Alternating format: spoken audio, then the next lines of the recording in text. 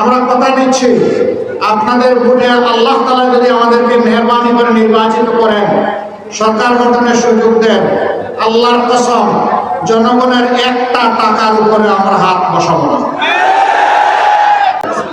আমরা মহান আল্লাহর উপর ভরসা করে রাজধানী থেকে প্রচারণা শুরু করেছি।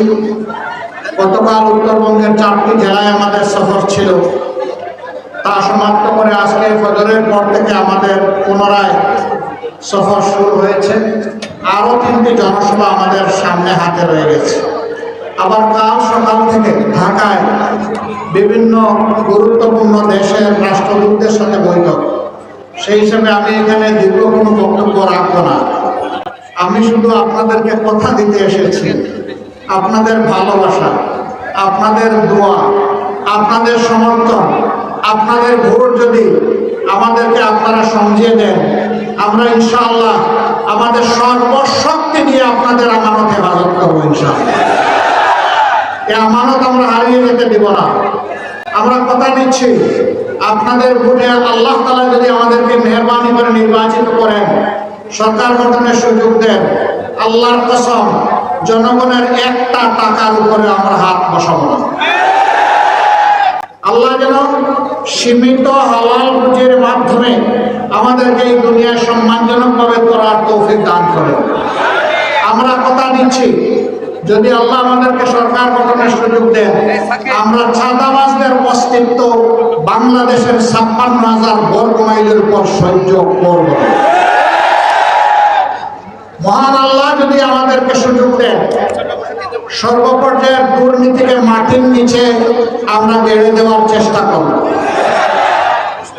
ভয় পেও না চাঁদাবাজ, ভয় পেও না তোমরা যারা দুর্নীতি করো, তোমরা এদেশের মানুষ। ইনশাআল্লাহ আমরা তোমাদের হাতেও সম্মানের কাজ এবং রুজি তুলে দেবো ইনশাআল্লাহ।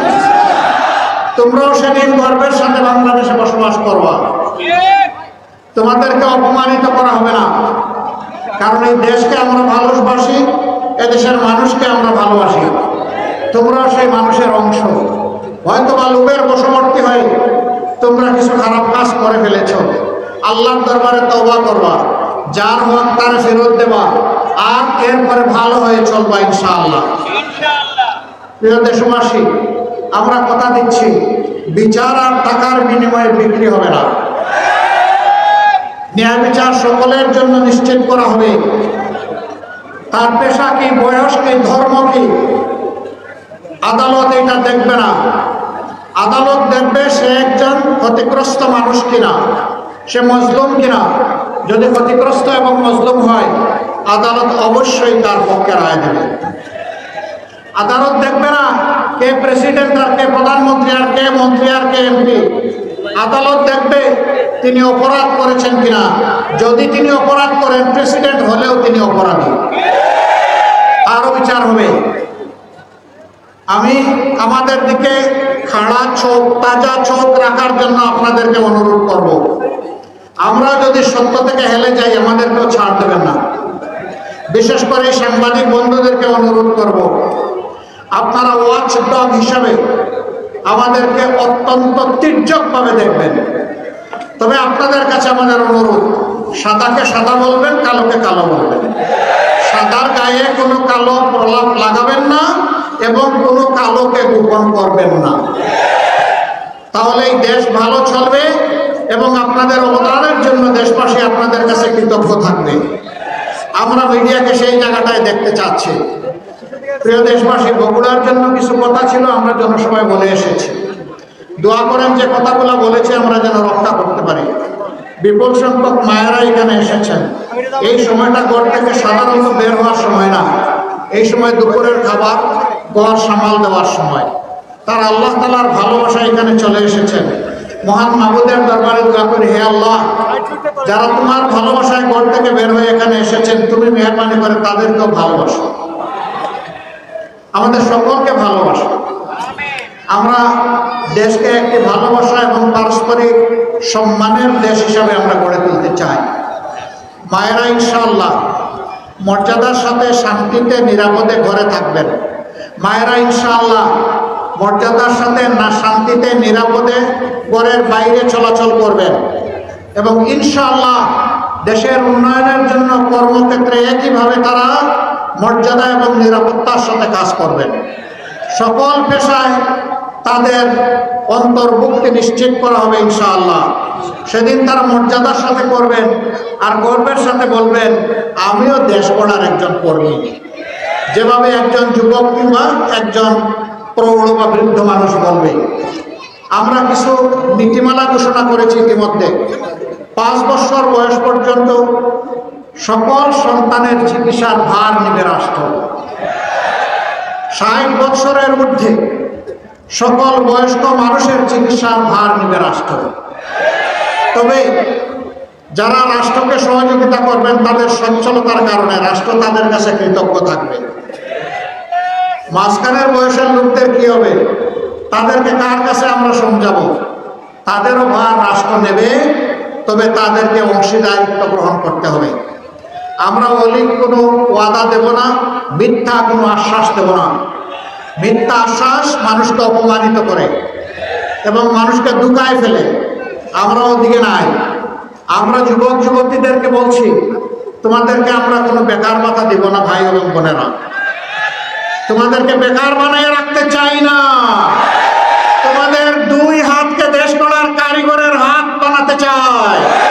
তোমাদের কাছে মর্যাদার কাজ তুলে দিতে চাই। দেশে কিংবা প্রবাসে যেখানেই তোমরা থাকো না কেন, তোমরা যেন মর্যাদার সাথে দক্ষতার সাথে অবদান রাখতে পারো। আমরা তোমাদের শিক্ষা দিয়ে সেইভাবেই গড়ে তুলব। শিক্ষা শেষ, কাজ চলে আসবে তোমার হাতের মুঠায় ইনশাআল্লাহ। তোমাকে বেকারত্বের অভিশাপ নিয়ে আর ঘুরতে হবে না। সে দায়িত্ব রাষ্ট্র নেবে ইনশাআল্লাহ।